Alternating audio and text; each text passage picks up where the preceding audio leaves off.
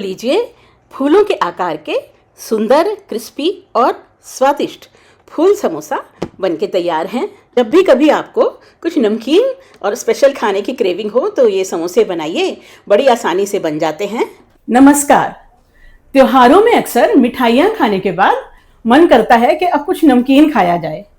तो festival special की इस सीरीज में आज मैं बनाने वाली हूँ एक स्पेशल टाइप के समोसे।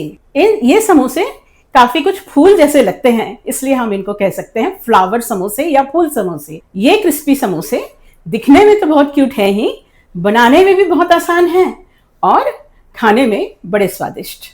और साथ में आज मैं बनाने वाली हूँ एक समोसे की स्पेशल चटनी। एक मिक्सिंग बोल या परात में ले लीजिए 2 कप मैदा।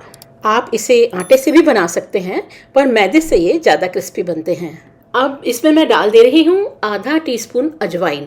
तो अजवाइन को इस तरह से हथेली के बीच में रगड़ के डालने से इसके बहुत अच्छी तरह से फ्लेवर रिलीज हो जाते हैं।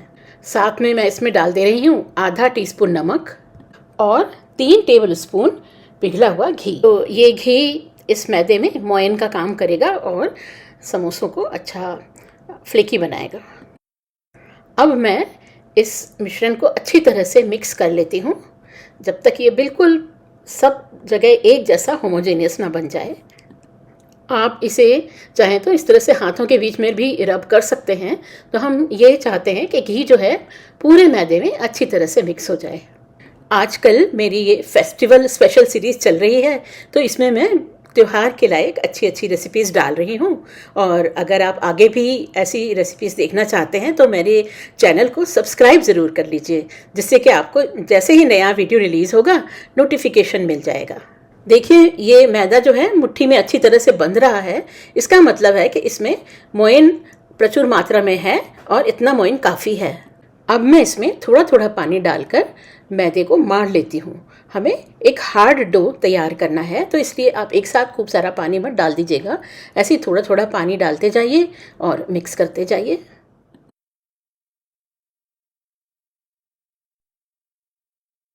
तो ऐसे ही एक बार थोड़ा सा पानी डाल के इसको हर तरफ से मैदे को इसी में ही कोशिश करिए कि इसी में ही मर जाए, क्योंकि इसमें हमें बहुत थोड़ा सा ही पानी चाहिए होता है। अगर सॉफ्ट डो बन जाएगा तो हमारे समोसे क्रिस्पी नहीं बनेंगे, उनकी जो आउटर कवरिंग है ना वो सॉफ्ट हो जाएगी। तो बस लीजिए, अब ये हमारा मैदा तैयार है। तो इसको मारने में हमें करीब 3-4 मिनट तो लग ही जाते हैं। और इसको मारने में मेरा आधे कप से भी थोड़ा सा कम पानी लगा। अब मैं इसको ढक के 20 मिनट के लिए रख देती हूँ। जब तक डो रेस्ट कर रहा है मैं समोसे की फिलिंग तैयार कर लेती हूँ। तो मैंने यहाँ ले लिए हैं 4 मीडियम साइज़ के उबले हुए आलू। अब मैं इन आलूओं को कद्दूकस के मोटे वाले साइड से कद्दूकस कर लेती हूँ। कद्दूकस करने का फ़ायदा ये है कि हमें बिल्कुल स्मूथ फिलिंग तैयार मिलेगी, वरना कहीं कहीं पर आलू के बीच में टुकड़े आते हैं और फिर वो फ्लावर समोसे में ठीक से सेट नहीं होते।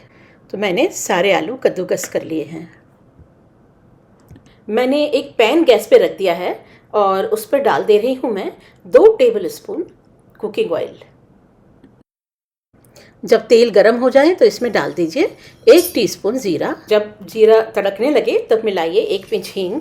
मैंने 1 इंच का अदरक और 2 हरी मिर्च बारीक काट के रख ली थी, तो उन्हें भी मैं अब इसमें डाल दे रही हूँ। अब मैं इन्हें 1 मिनट को भून लेती हूँ। फिर इसमें मिला देती हूँ 2 टीस्पून पिसा धनिया और 1 टीस्पून पिसी लाल मिर्च। तो लाल मिर्च आप अपने चॉइस के हिसाब से डालिए, आपको जितना चटपटा पसंद हो। अब मैं इन मसालों को एक बार हल्का सा भून लेती हूँ और ये सारी कुकिंग मैं बिल्कुल लो फ्लेम पर कर रही हूँ। और इसके बाद मैं डाल दूँगी जो हमारा कद्दूकस किया हुआ आलू था वो। अगर हम ज़्यादा देर लगाएंगे ना तो ये सारे सूखे मसाले हैं, ये जलने लगेंगे, इसलिए फटाफट एक बार ज़रा सा इनको भून के और आलू इसमें डाल दीजिए। अब मैं इसमें डाल देती हूँ 2 टीस्पून चाट मसाला, आधा टीस्पून गरम मसाला। ये मेरा घर का बना गरम मसाला है, तो आधा टीस्पून काफ़ी है। अगर आप बाज़ार का गरम मसाला डालते हैं तो 1 टीस्पून डाल दीजिएगा। उसके बाद मैंने डाल दिया है 1 टीस्पून आमचूर और आधा टीस्पून नमक। नमक आप चख के अपने स्वाद के अनुसार एडजस्ट कर लीजिएगा। अब इन सारे मसालों को मैं आलू में मिक्स करूँगी और साथ में आलू भुनता भी जाएगा। तो इस तरह से आपको 5 मिनट इस आलू को भूनना है, साथ में मसाले भी भुन जाएंगे और बस हमारी फिलिंग रेडी है। गैस ऑफ करके हम इसे ठंडा होने के लिए छोड़ देते हैं। ये डो हमारा रेस्ट कर चुका है, तो अब मैं इसे बाहर निकाल लेती हूँ और इसको एक बार फिर से थोड़ा सा मार लेती हूँ। अब मैं इसके 2 भाग कर दूँगी, तो इसको 2 बराबर हिस्सों में मैं तोड़ देती हूँ। ये देखिए, ये 2 पीसेस हो गए। इन दोनों की मैं स्मूथ लोई बना लूँगी। तो लीजिए, दोनों लोई तैयार हैं। पहले मैं एक ही लोई से काम करूँगी, तो दूसरी लोई मैं अलग रख देती हूँ और उसे गीले कपड़े से ढक भी दूँगी, जिससे कि वो सूख ना जाए। अब इसको थोड़ा मैं साइड से स्मूथ करके इसे बेलती हूँ। इसे बेल कर हमें एक बड़ा सा रेक्टेंगुलर शेप बनाना है, तो इसे घुमा कर बेलते जाइए और हर तरफ बराबर प्रेशर लगाइए, जिससे कि ऐसा ना हो कि कोई हिस्सा मोटा हो जाए, कोई हिस्सा पतला हो जाए। तो ये देखिए, ये इसका बन गया चौकोर सा।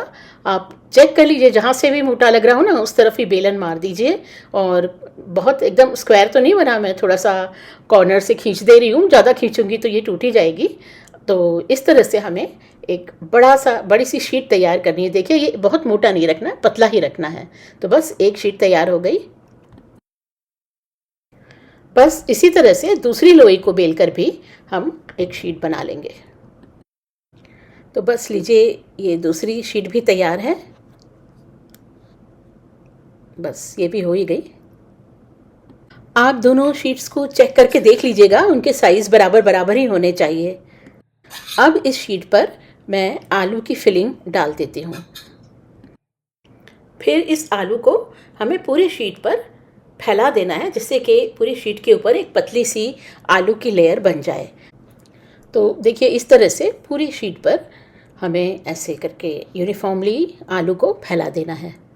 अब इसके ऊपर हम वो जो दूसरी शीट हमने बेली थी ना, वो रख देते हैं। तो इस तरह से थोड़ा सा अगर छोटी है या कुछ है तो खींच के आप दोनों शीट्स को, मैदा है स्ट्रेचेबल होता ही है, तो आप खींच के एडजस्ट कर दीजिए और इस तरह से पूरे आलू को कवर कर दीजिए और अच्छे से प्रेस कर दीजिए, जिससे कि हमें अच्छी एकदम कॉम्पैक्ट सी एक लेयर मिल जाए। हल्के हाथों से मैं इस पर एक बार बेलन भी मार देती हूँ, जिससे कि ये अच्छी तरह से बिल्कुल चिकना हो जाए। और ज़ोर से मत मारिएगा, नहीं तो आलू निकल जाएंगे बीच में से। अब मैं इसके छोटे छोटे से स्क्वायर पीसेस काट लेती हूँ। तो मैं पिज़्ज़ा कटर का इस्तेमाल कर रही हूँ, आप इसे चाकू से भी काट सकते हैं। इसको हॉरिजॉन्टली भी काट लूँगी। तो आप अंदाज से करीब 2-2 इंच का गैप रख सकते हैं। आप जितने बड़े फूल चाहते हैं उतने बड़ी स्क्वायर शीट्स आप काट सकते हैं। अब मैं ये जो साइड की पतली पतली लेयर्स है ना, इनको निकाल के अलग कर दिया है। इनको भी मैं वेस्ट नहीं करूँगी और इन्हें भी फ्राई करूँगी। और अब इसकी ये जो स्क्वायर पीस है, इसे निकाल कर देखिए हमें किस तरह से फोल्ड करना है।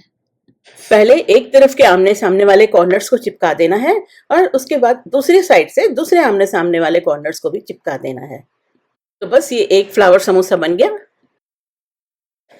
देखिए, एक और मैं बना के दिखाती हूँ। ये देखिए, ये जो अपोजिट कॉर्नर्स है ना, इनको इस तरह से चिपका देना है, अच्छे से दबा दीजिए तो ये छूटते नहीं हैं। और फिर दूसरी तरफ से इस तरह से चिपका दीजिए। बस तैयार है। तो अगर आपको ऐसा शक होता है, वैसे तो छूटते नहीं हैं, और वरना आप चाहें तो इसके बीच में थोड़ा सा स्लरी बना सकते हैं, थोड़ा सा मैदा पानी में घोल के, और वो घोल बीच में भी लगा सकते हैं।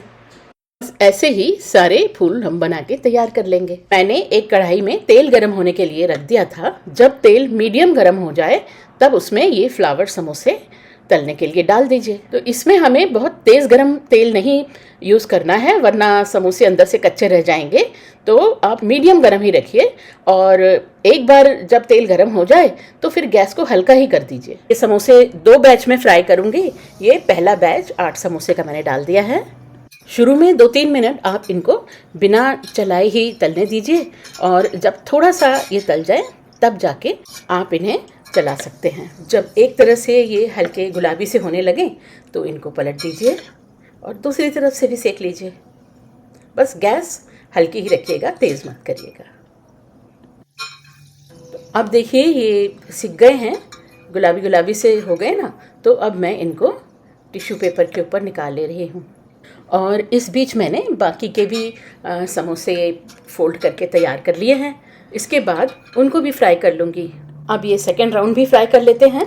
अगर आपको सारे समोसे एक साथ नहीं खाने हो तो आप इस तरह से बना करके और हल्का फ्राई करके और इन्हें फ्रीज़र में स्टोर करके भी रख सकते हैं। जब भी खाने हो तो पहले से निकाल के उनको पहले थौ कर लीजिए और फिर एक बार उसको अच्छे से फ्राई कर लीजिए, अंदर तक अच्छे से गर्म हो जाएंगे।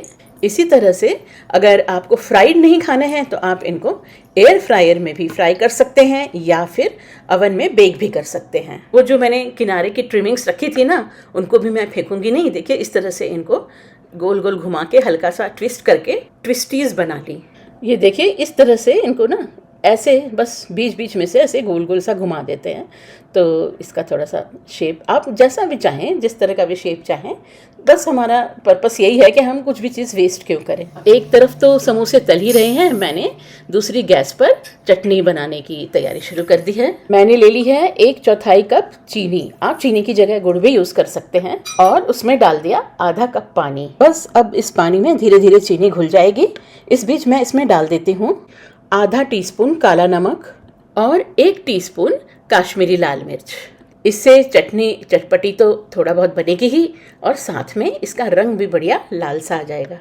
अब मैं डाल रही हूँ 1 टेबलस्पून आमचूर पाउडर और 1/4 टीस्पून नमक। आप चख कर जितना भी नमक चाहिए उतना डाल दीजिएगा। अब मैं एक बोल में ले रही हूँ 1 टीस्पून कॉर्न स्टार्च। इसको कॉर्नफ्लावर भी बोलते हैं, तो कॉर्नफ्लावर या कॉर्न स्टार्च ले लीजिए। अब इसमें थोड़ा सा पानी मिला लीजिए, अंदाज से 2 टेबलस्पून, और अच्छी तरह से मिक्स करके इसे चटनी में डाल दीजिए। इससे चटनी थोड़ी गाढ़ी तो होगी ही और साथ में इसका जो एक अच्छा ऑरेंज सा कलर आता है ना, वो भी आएगा। तो इसलिए ये कॉर्नस्टार्च मिलाने से अच्छी चटनी बन जाती है।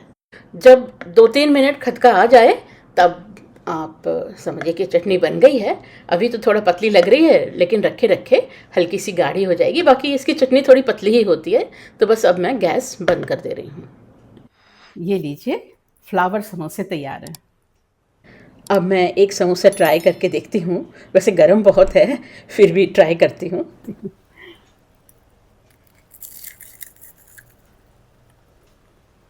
बहुत क्रिस्पी हैं ये। ऐसे देखिए एक एक परत अलग हो जाती है और अंदर से भी पूरे अच्छे से गल गए हैं और उनके बीच में थोड़ा थोड़ा सा आलू है।